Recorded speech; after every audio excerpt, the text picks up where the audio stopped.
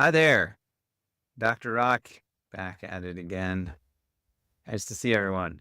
If you're watching live, you're watching recorded, I am Dr. Rock. That's spelled R-A-K, pronounced R-O-C-K. I am a lifestyle medicine physician, and I help people rock their lives, which means they take control of their health, and they're given a lot of these fist bumps because they're excited, they're celebrating. Life feels good, it's fulfilling. So today I'm going to talk about willpower and how willpower will fail us and how we can strategically use our willpower to actually be successful. So I'll start by describing my typical scenario. Like, and this, I did this for years, right? Where in the morning, I would either skip breakfast or I would have a protein shake or something. I did this for years. And then lunch, I would try to have, if they were giving something at work, of course, the hospital food is not the healthiest, but since they would give us, sort of options. And so oh, there's some salad. I'll take some salad. I have some pizza, but I'm gonna have some pasta, but I'm gonna have some salad. And then the day would get busier, and then somebody would bring something like, you know, um, in the office, and they'll be put out, and I'm working on things and responding to calls and things like that, and just feeling tired and stressed. And so, oh, that muffin or that piece of brownie looks really good, so I'll have that piece of brownie. And there was this intention in the morning that I was gonna eat healthy all day. You come home and you're like, "Okay, today wasn't really the best of the day, so I guess I'm not gonna worry about what I eat today." And then you just kind of, I would eat whatever I felt like for dinner. I would actually tell myself, "You know what? I should eat whatever I want because I worked really hard today and I deserve this." And so there was no semblance of eating healthy. Some days, then, when I was feeling really kind of guilty or shameful, I, that willpower muscle might last me throughout the day. I'd be at work, I decide I'm not going to eat the lunch they gave, just going to skip lunch today. And then I'm going to go home and I'm going to have a salad. Go home, have a salad, but my family has decided to order food that night. So what am I gonna do? And that's the issue I think with willpower is it's like a battery and it can get depleted. Now, what depletes your willpower? First, let me say willpower is our ability to resist short-term temptations in order to meet long-term goals. So this is what will keep you from eating that dessert when you're trying to eat healthier, or what pushes you to go for that run when it's cold and raining out. Okay. So willpower, we use willpower sometime, and willpower sounds like it's great. It is somewhat of a muscle. So you can build up willpower, like you can get better at making these choices, and I'm going to get into that. And just like any other muscle, it gets fatigued and it gets depleted. So, there's this idea of decision fatigue. So you make so many choices throughout the day. And if you're trying to exert some willpower, like I was when I was navigating my food choices throughout the day, in the morning, it's not hard. It's like, okay, I'm going to skip breakfast or I'm going to have this protein shake. And I got these little bottles. And then as you go throughout the day and as you're making more and more choices, more decisions, and you're getting tired, you're getting stressed, you know, you're not going to be able to uh, continue that level of willpower necessarily. It gets depleted. So it makes it harder to make healthier choices throughout the day. So, and our willpower is affected by our emotions, by our physical state. So, if you're stressed or tired, then guess what? And there's pizza in the fridge when you get home, you're going to eat the pizza. Well, not necessarily, but it makes it more likely that you'll just grab it because guess what? Treat stress and, like lowers our cortisol. It's like, refined carbohydrates and saturated fat. I mean, this stuff is comforting. It's very comforting. So you reach for it. We naturally reach for it. And in those moments, our willpower reserves are the lowest and our desire and our temptation is the highest. So you can see how relying on willpower isn't a great strategy. So what might you do differently, right? And so the first thing I would say is, are the things that you're trying to make yourself do, like the food you're trying to eat or the movement you're trying to do, are you framing those are as chores? Are those things that are not enjoyable? And how could you make those things enjoyable?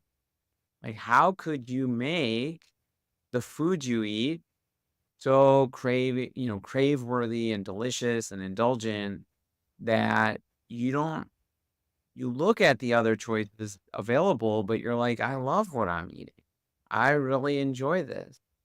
Or, you know, rather than thinking about how I'm pushing myself to go for a run, like maybe running's not the right movement for me. But whatever it is, like, is there something that really feels good to me? I love to like do and move my body in a way that feels really good. So focusing on enjoyment, that's the first thing. I would say if you feel like you're failing at using willpower, like why are you using willpower to do these things? Don't use willpower to do these things. Actually, like make them so fun and enjoyable that you don't need willpower. Okay. That's the first thing. And then, so how could you enhance enjoyment? You can think about what you're trying to do, like what your goal is. My goal is to eat healthier. And you can start to explore foods that you enjoy and using them in recipes that are easy and convenient and taste good. You can start incorporating other things to your movement that you enjoy. Like you can start listening to podcasts or music, for example. So just how do you elevate the thing so that you don't have to use willpower? Okay. Next, there are going to be times when you still have to use willpower because remember, it's temptation. And so there's temptations around us, or do they have to be around us, right? So this is the next part, or the next point, which is controlling your environment, right? So your environment has the biggest role in deciding what choices you make because it's your environment that determines your choices, your options. Okay. So if we're talking about food, you know, who's bringing that food into the house? And not my wife and kids, I gave the example. I come home, I have the intention of eating healthy meal that I prepped, and they ordered food. So now I've had that conversation with my wife, with my family. I say, okay, unless you've asked me and I said, yes, order for me, like assume that I don't want you to order for me. And also, like, there's certain foods I have a hard time around, like the chips from the Mexican restaurant or there's these fried pita chips that come from this Mediterranean restaurant. Like I have a hard time around those foods. Like if I see them, like so I ask politely, I say, either don't get those things or get a small amount and finish it, or just kind of keep it out of my sight. Like get those things and have them. And then if there's leftovers or whatever, just put them away so that I don't have to. Now that doesn't always happen, but that's, example. Another example, I mean, I do the grocery shopping in my household. I took that responsibility on like 7 years ago. Once I started eating a healthier diet, I realized that part of my a big part of my success was going to be controlling the food choices that I had. Now, I still buy some snacks, some processed food. I have 3 kids. I don't I haven't we haven't, like, eliminated that food completely from their diet, and it and it's a very small part of their diet, right? So and they understand, like, the downsides of eating that kind of food. Having said that, it's in my home, like, it's in my pantry. So I put it away so it's not in sight, It's not, like, something that I can my kids have, for example, a treat bin, which has, like, piece of candy and things. If we ever get candy, like, their Halloween candy is still in there. And once or twice a week, they're allowed to pull it down and pick something out, but it's up in the, like, corner of the pantry. You can't even see it, right? So, just keeping some of that stuff, even if you have it, just keeping it out of sight, out of purview, okay? The other thing I do, I'm gonna share this, it may seem weird. It is a little weird. I have this bad habit. I've had it for years. I had it since I was in medical school and then residency training of, like, eating overnight. I and then having, like, kids, like, I was just used to, like, being up a lot at night and then eating overnight. And now sometimes I will, like, wake up, not sometimes, like, I have the tendency to just wake up at some odd hour and then, like, get this kind of grumbling.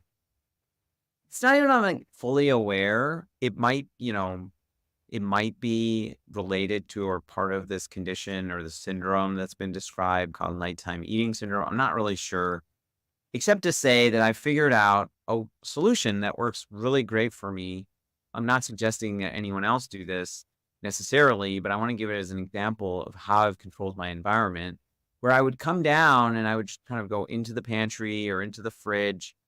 And now at the end of the night, when I do have some willpower or, like, some wherewithal and some sense cleaning the kitchen, I put this can- combination lock. Okay, it's a little strap that goes around the double doors of the fridge. It's got a 3-digit code. Everyone in my family knows the code except me. So I'm the one who puts it on when I tell her when the kitchen's closed, although, like, the kids or my wife, they could open it because they all know the code. The other thing I do is I lock up the pantry with a key. I just put a simple, like, I bought $10 lock, changed the knob on the pantry, so now it has a lock. And I put the key in the fridge. So again, I don't have access to after 9 o'clock or whenever I lock things up. I don't have access to the pantry or the fridge. And what I found is, one, I feel very liberated when I do that. Like, I don't have to worry that I'm gonna, like, eat all these random things tonight. And it's made my nighttime awakenings, like, go down. Like, on, like, this subconscious level, like, I know I could I was doing that. Then I was getting up and I would go downstairs and I would just drink water. And then after a while, I was like, well, I just put some water, I have a bottle of water on my bedside table. So now if I get up, I just, I, my brain knows, like, there's nothing downstairs. So why don't you just drink some water and go back to sleep?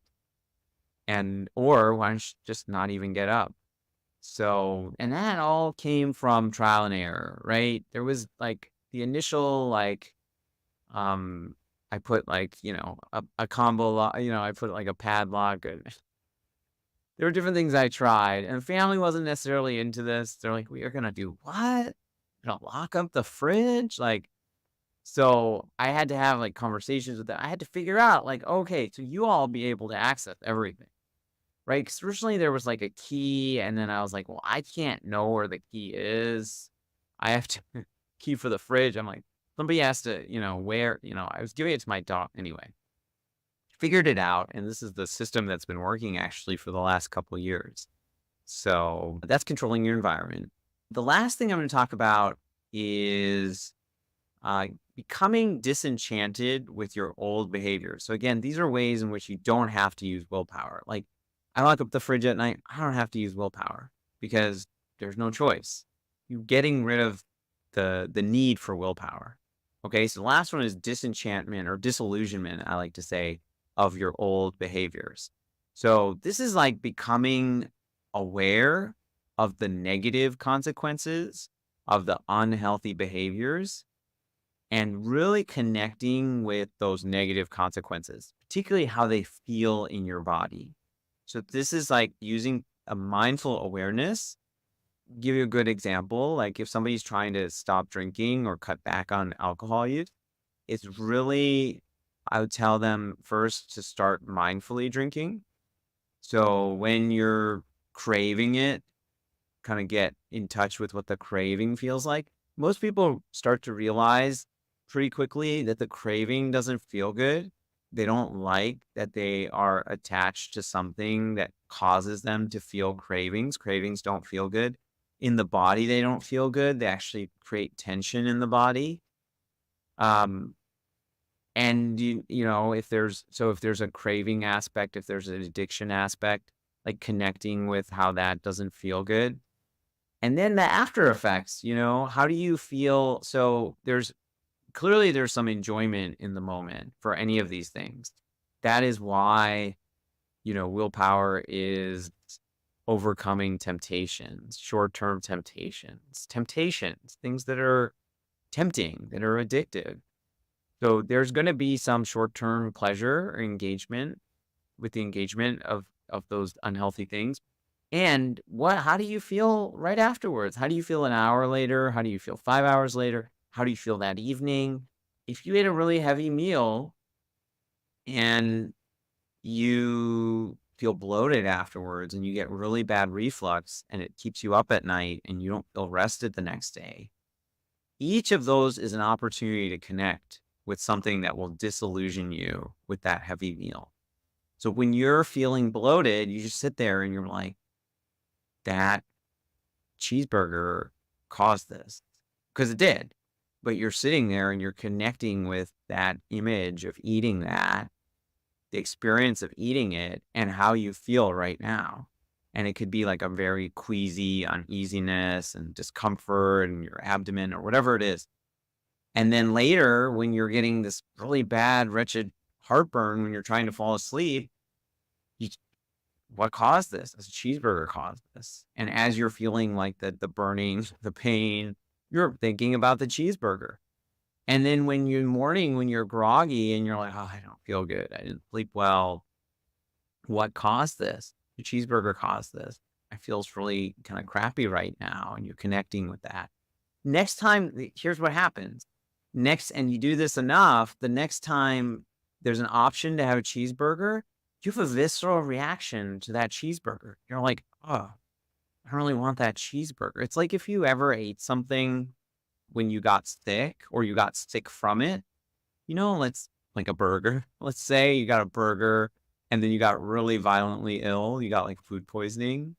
Um, you'll develop an aversion for that food, sometimes forever, like, or a long time, right? You're like, I don't want that anymore.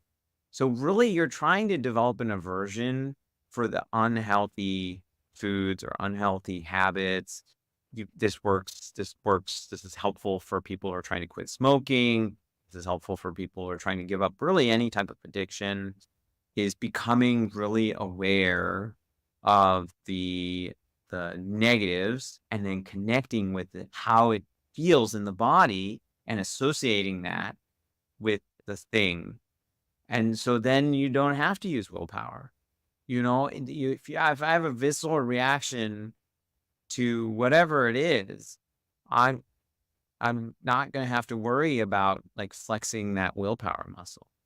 Okay. The last thing I'm going to say is, when should you use willpower?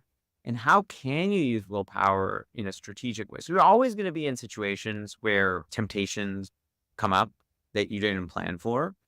So in those moments, you can try to use willpower.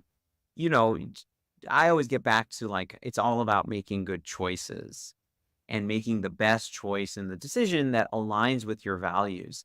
And one of your values is to be healthy, but another value might be to be a good guest, or to be, like kind and receptive when somebody makes something, or there's all sorts of values that are related into our connection with people. So sometimes you'll eat something that isn't necessarily healthy, and that's okay.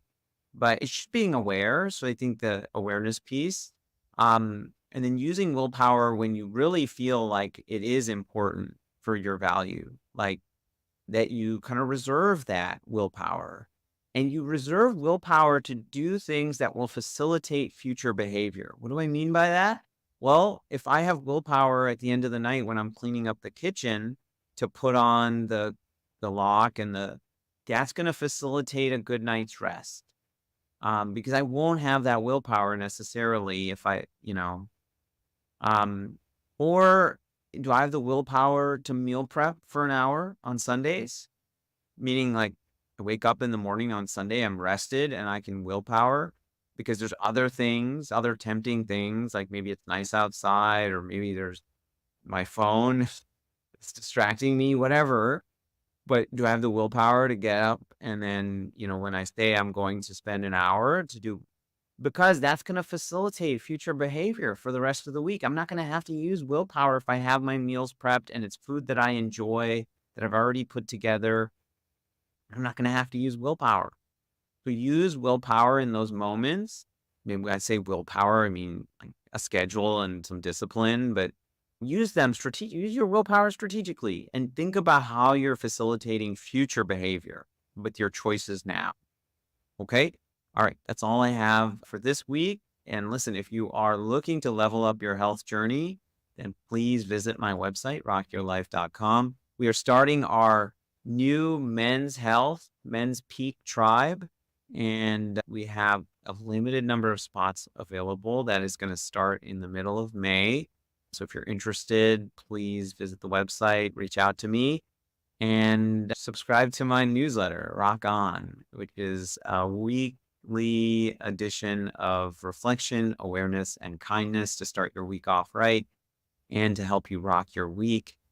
And my podcast, The Health Feast, which you can find on all podcast platforms and YouTube. So I will see you back here next time. I appreciate all of you, your time, your attention, and y'all have a wonderful day and take care. Okay.